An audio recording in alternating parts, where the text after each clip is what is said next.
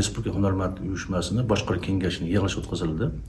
Bu birinchi bor o'tkazildi. Bizni xabarlarim bor. 2024-yil 1-avgustda navbatdan tashqari konferensiya o'tkazilgandi. Shunda juda ko'p muhim qarorlar qabul qilingandi. Bulardan bittasi ustavimiz.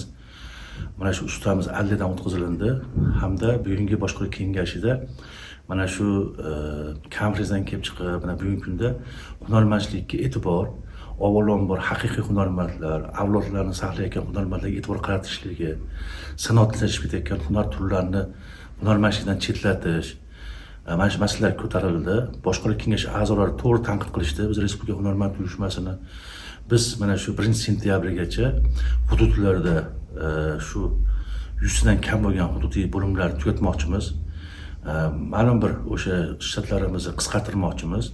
Sababi avvalambor haqiqiy hunarmandlarni saralash, haqiqiy xodimlar bilan ishlash. Bizning maqsadimiz avvalambor hunarmandlarni qo'llab-quvvatlash va mana shundan kelib chiqib biz hukumatimizga, davlatimizga mana shu haqiqiy hunarmandlar uchun imkoniyatlar, sharoitlarni kengaytirish bo'yicha takliflar berishimiz mumkin bo'ladi.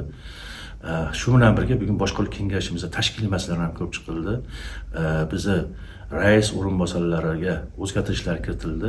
Albatta bu bo'yicha boshqaruv kengashining qarori chiqib, bayon chiqqandan keyin biz sizlarga alohida har bir o'zgarishlar bo'yicha axborotini beramiz.